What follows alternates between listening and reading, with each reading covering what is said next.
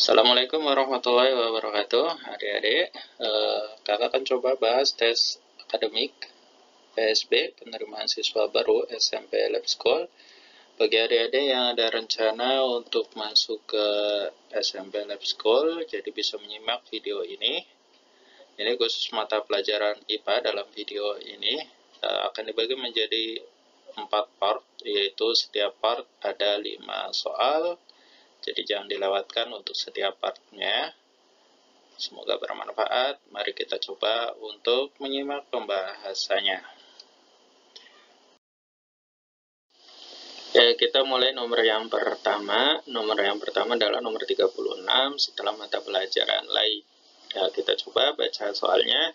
Perhatikan beberapa sifat benda langit berikut. Di sini ada 4 sifat yang disebutkan dan pertanyaannya adalah sifat asteroid ditunjukkan oleh nomor. Baik, kita akan mengelompokkan sifat yang disebutkan di atas ya.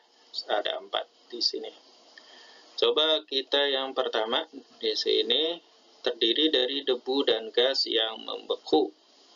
Nah, kalau terdiri dari debu dan gas yang membeku, ini merupakan sifat dari, bisa kita sebutkan sifat dari asteroid, juga sifat dari komet. Karena kedua benda langit ini merupakan sisa-sisa pembentukan tata surya. Hanya saja nanti asteroid sifatnya itu tidak aktif, sedangkan sifat komet itu lebih sifatnya aktif ya. Ya, itu untuk nomor 1 berarti merupakan sifat dari asteroid. Yang kedua, lintasannya berada di antara Mars dan Jupiter. Ya, sudah kita kenal bahwa di antara Mars dan Jupiter ada yang namanya sabuk asteroid. Ya, berarti yang kedua juga merupakan sifat dari asteroid. Yang ketiga, memiliki ekor berupa gas yang selalu menjauhi matahari. Ya, bisa ditebak ini adalah sifat dari komet. Ya, ekornya selalu menjauhi matahari. Kemudian yang keempat, mengelilingi planet dengan lintasan sangat lonjong. Ya, ini kemungkinan yang dimaksud adalah sifat dari satelit ya. Satelit alami seperti bulan. Sedangkan untuk komet bukan mengelilingi planet tapi mengelilingi matahari. Makanya untuk asteroid juga disebut sebagai planet kerdil. Sama seperti planet-planet yang lain juga mengelilingi matahari. Baik, di sini sifat asteroid ditunjukkan oleh nomor. Berdasarkan ini, maka kita bisa simpulkan nomor 1 dan nomor 2. Jawabannya adalah ya A. Ya, kita lanjut ke nomor berikutnya. Ya, nomor 37. Di sini disajikan gambar percobaan, ada bunsen ya, kemudian ada larutannya, ada termometer yang disusun sedemikian rupa, ada air yang masuk dan ada air yang keluar, dan ada pendingin atau kondensornya. Kemudian di sini ada istilah destilat. Ya, pertanyaannya, percobaan sederhana pada gambar di atas dapat digunakan untuk memisahkan air dan apa? Di sini ada satu warna, alkohol, kopi, dan es. Ini apa sih namanya gambar ini? Ya, gambar ini itu kita sebut pemisahan secara pemisahan campuran yang namanya destilasi. Nah, bagaimana sih proses destilasi itu? Jadi proses destilasi ini, larutan ini nanti dipanaskan dengan bunsen ya. Di sini ada ketentuan termometer, dipanaskannya sampai suhu berapa atau suhu tertentu. Kemudian larutan ini bagian campuran tertentu akan menguap. Nah, setelah menguap di sini akan masuk ke sini uapnya. Di sini ada air yang masuk dan air yang keluar. Airnya berfungsi sebagai pendingin atau kondensor untuk mengubah uap ini menjadi titik-titik air. Nah, titik-titik air ini yang disebut dengan destilat. Nah, nanti ada bagian yang tertinggal di sini nih, yang tidak sampai menguap pada suhu tertentu. Nah, ini disebut dengan destilasi. Artinya di sini fokusnya apa sih? Fokusnya itu pemisahan campuran, atau pengertiannya ya kita tulis pemisahan campuran berdasarkan apa?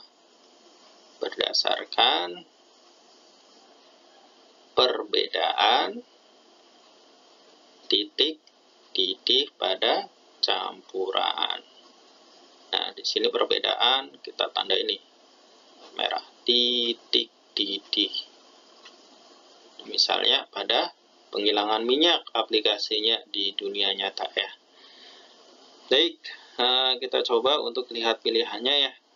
Di sini zat warna. Nah, kalau zat warna ini pemisahan campuran biasanya dengan menggunakan kromatografi.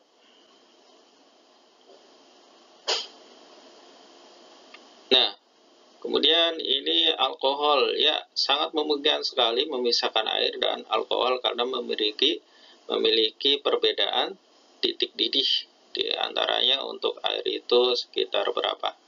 100 ya, 100 derajat Celcius titik didihnya, sedangkan alkohol berapa?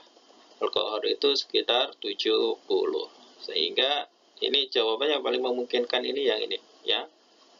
B.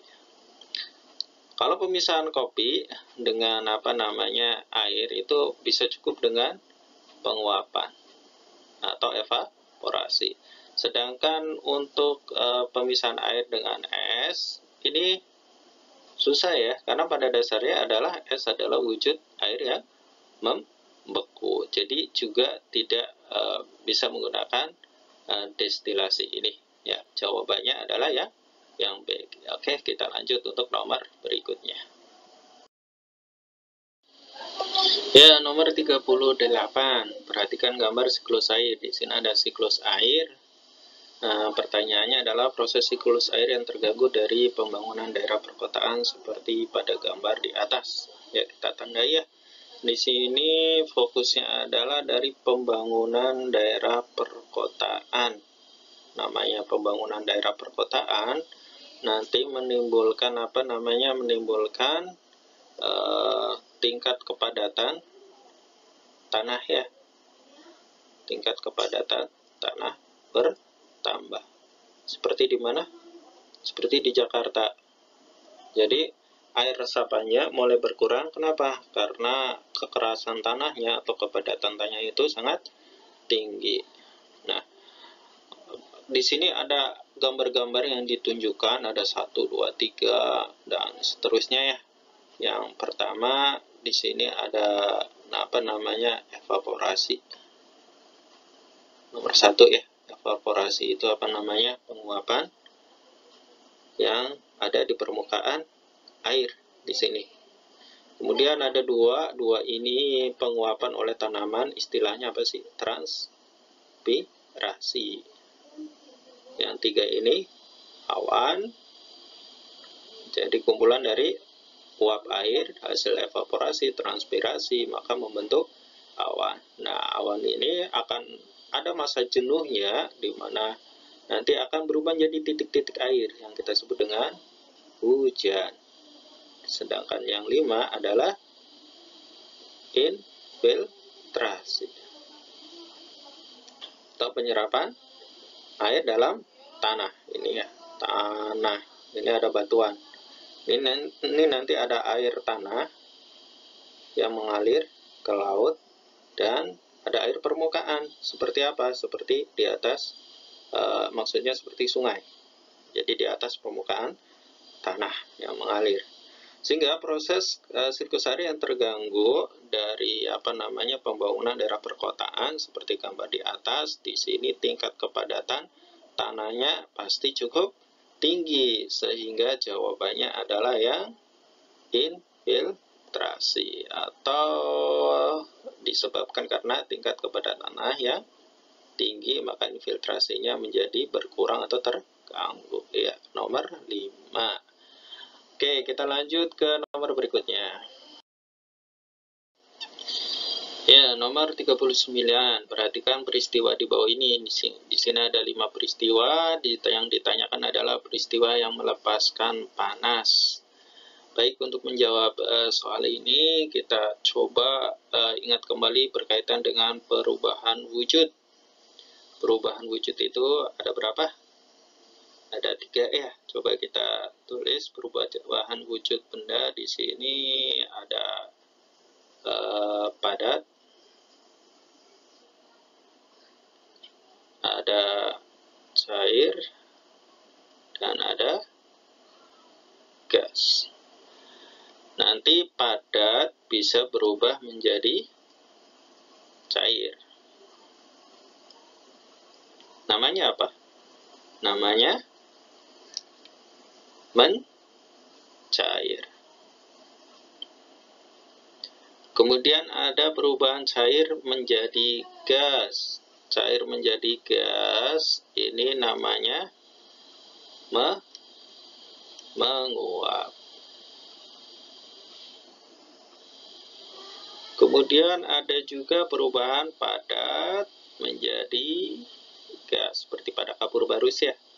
Nama istilahnya adalah menyublim. Nah, terus juga ada perubahan yang lain.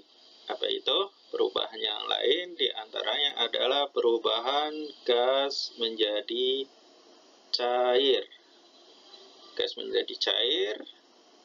Contohnya apa? Contohnya titik-titik embun. Berarti namanya mengembun. Kemudian juga ada cair menjadi padat. Namanya apa? Membeku. Dan yang terakhir, ada dari gas menjadi padat. Namanya apa? Namanya bisa kita katakan deposisi istilahnya, atau mengkristal juga ya. Sering disebutkan seperti ini, mengkristal. Ya, dari perubahan wujud ini yang kakak kasih warna merah, ini namanya memerlukan kalor. Jadi di sini kita tulis ya, yang di sini itu memerlukan kalor atau memerlukan panas. Bagian yang di bawah ini kita sebut melepaskan panas. Melepaskan panas. Ya, dari sini untuk melepaskan panas ada apa aja? Ada mengembun, mengkristal, dan membeku. Ya, kita coba untuk lihat pilihannya. Mulai dari bawah deh, nggak apa-apa ya. Mulai dari nomor 5. Di sini, salju turun di musim dingin. Ini apa? Dari gas menjadi apa tuh? Dari padat ya. Ya, berarti masuk ke sini ya. Ini berarti melepaskan panas. Melepaskan panas berarti betul ya. Oke. Es krim dibiarkan di udara terbuka meleleh. Namanya apa? Padat jadi cair. Namanya mencair. Mencair masuk mana? Masuk ini, memerlukan panas. Berarti ini bukan. Yang ketiga, air direbus sampai mendidih, yaitu perubahan cair menjadi gas, menguap. Kalau menguap di sini memerlukan panas, berarti bukan juga. Daging dimasukkan ke dalam kulkas, jadi apa tuh? Jadi dingin, jadi keras atau membeku. Berarti di sini bisa kita katakan ini masuk melepaskan kalor. Kemudian di sini ada apa namanya yang terakhir, parfum disemprotkan ke ruangan tamu. Ini dari apa? Cair berubah menjadi titik-titik air. Tapi sebenarnya ini berkaitan dengan tekanan. Sehingga yang paling tepat di sini adalah 2 dan 5. Maka jawabannya ada nggak nih? Ada ya. Yang C. Berarti jawabannya adalah yang C. Baik, kita lanjut ke nomor berikutnya. Ya, untuk nomor yang terakhir dalam sesi ini, nomor 40. Karena hanya 5 yang kita bahas untuk setiap sesi videonya ya. Kita baca soalnya. Pak Mamat bekerja pada perusahaan ekspedisi dengan tugas mengirimkan paket kepada pelanggan dengan menggunakan mobil box. Pak Mamat menggunakan bidang miring untuk memasukkan barang ke dalam mobil box. Bidang miring yang menghasilkan gaya yang paling kecil. Bidang miring yang menghasilkan gaya yang paling kecil. Kita tandai gaya yang paling kecil. Artinya apa? Artinya adalah yang paling mudah. Tenaganya paling sedikit. Terkait dengan bidang miring. Ketentuannya bagaimana sih untuk yang paling mudah bagi atau di dalam bidang miring? Ketentuannya kita cari nilai untuk KM atau keuntungan mekanik yang paling besar. Yang paling besar ya. Kenapa yang paling besar? Karena di sini diminta yang paling mudah. Rumus KM apa sih? Rumus KM itu kalau kakak sebutkan di sini, KM itu sisi miring dibagi dengan tinggi bidang miring. Baik, kita mulai dari pilihannya ya. Dari A, B, C, dan D. Kita lihat gambarnya dulu. Seperti ini model bidang miringnya. Untuk mempermudah mana keuntungan mekanik yang paling besar, kita kasih angka aja kalau bingung. Nah, ini kan mobil boxnya sama semua ya. Kita lihat tingginya juga sama semua. Untuk bidang miringnya, anggap aja nilainya berapa? Nilainya anggap aja kita kasih 10. Maka 10 semuanya. 10, 10, 10. Ini sebagai tinggi dari bidang miring. Kemudian untuk sisi miringnya, kita kasih angka aja dari mulai yang paling pendek. Yang mulai paling pendek itu ada di B, pilihan B. Kita kasih angka berapa? 20. Kalau yang paling pendek 20, kemudian yang paling panjang berikutnya di sini ya. Ini kita kasih misalnya 25. Kemudian yang paling panjang berikutnya ada di sini nih. Kita kasih angka, anggap aja 30. Nah, kemudian yang terakhir di sini nih yang paling panjang kita kasih angka 40 deh. Karena yang paling panjang untuk membedakan dengan panjang yang lainnya. Baru kita hitung berkaitan rumus ini. Sisi miring dibagi dengan tinggi. Kita mulai dari yang A. Sisi miringnya berapa? 30. Tingginya berapa? 10.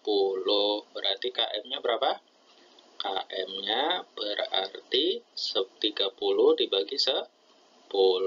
Hasilnya adalah 3. Kemudian untuk yang B. Yang B, di sini sisi miringnya 20. Tingginya 10. Berarti 20 bagi 10. Berapa? 2 ya, jadi 2. Untuk yang C, di sini 40 sisi miringnya, tingginya 10. 40 bagi 10 berarti KM-nya 40 dibagi 10 4. Kemudian yang terakhir di sini 25 dibagi 10 berapa? 25 dibagi 10 berarti 2,5. Mana yang paling besar KM-nya? Yang paling besar adalah yang 4 yang ada di C. Berarti jawabannya apa? Ya, C. Karena ketentuannya KM yang paling besar itu yang paling mudah. Ya, demikian untuk pembahasan di nomor 40 dan termasuk sesi yang terakhir pada video part 1 ini. Semoga bermanfaat. Terima kasih sudah menyaksikan.